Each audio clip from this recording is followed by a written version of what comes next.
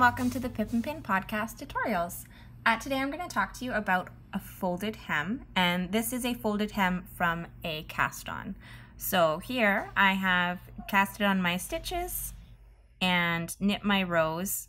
I've also added a purl row, and that just makes the make it fold over easier, and it gives it a nice neat edge, and then knit the rest of my rows. Whatever pattern you're using should instruct you how many rows you're going to knit, if the row of purls is there or not. It could be in ribbing. There's many ways to do this. This is just the way I've chosen for demonstration purposes. So let's get started.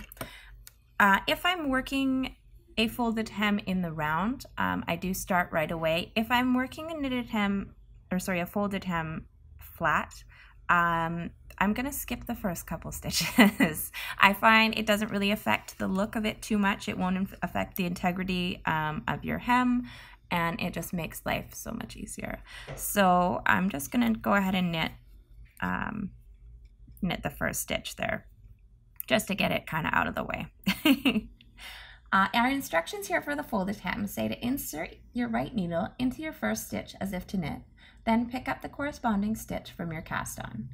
Just follow your column of stitches down to find it, and knit the two together.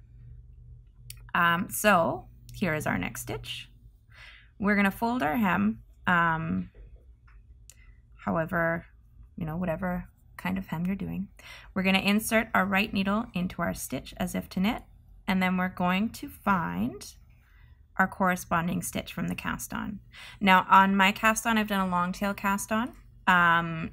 You should be able to find it with whichever cast on you choose to do. So, sorry, let me get this cable is very wiggly. So I'm gonna insert my right needle into my next stitch, and I'm just going to follow my column of stitches down to see where exactly I'm going to be picking up. So if you look down here, I'll take that out for a second, use this as a pointer. I'm going to be picking up right here in the middle of that stitch. So I'll kind of keep hold of it, flip it around. You can look from the back too. You can find the purl bumps and go down, whatever way you find easiest. So we're gonna then insert our needle into our cast on there and knit those two together like so. And then we're just gonna keep going down the line doing that. So we're gonna insert our needle here, and then we're gonna flip and go into the corresponding cast on there. And now with things like this, I've gotten a lot of questions on, oh, do you pick up one, or do you pick up two, or do you pick up the purl, or do you go in the middle, or the middle or the side? So the advice that I would give is you don't really have to worry too much about it. I think for this one, I might be going, just because of the cast on, I'm going through 2 loops there and off to the side one. And not through the middle, just because that seems like a very natural place to put my needle through.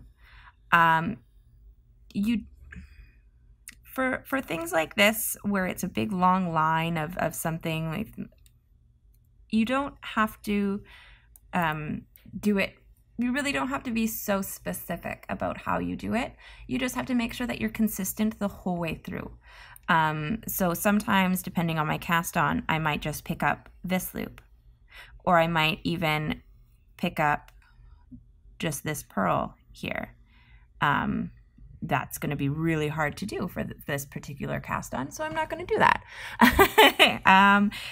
Find what feels natural to do for your needles and yarn and your cast on that you've done, and do that.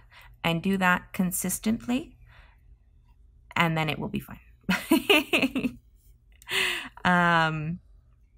That's about it. Yeah, so that is your folded hem. When you go down the line, this can also be used as a casing if you have elastic or something, because there is some void space in there. If you have a drawstring or something like that, you can slip it through in there. And it just has a nice pretty edge there. So I'll show you a completed folded hem that I've done. And this is on the Lilium tee there. And as you can see on this, I did not do the purl bump. I just knit some rows, and then there you can see where I picked up my stitches. And then once you're done your fold, you just, I mean, your pattern should say what to do next, but you don't have to do anything after that. You purl a row or knit a row, or I think this one you just start the lace right away. Your pattern should tell you exactly what to do. So there's the back all neat and tidy, and there's your front. Yeah, again, just be consistent with whichever way you choose to do it. I thank you so much for joining me. Have an excellent day. Thank you.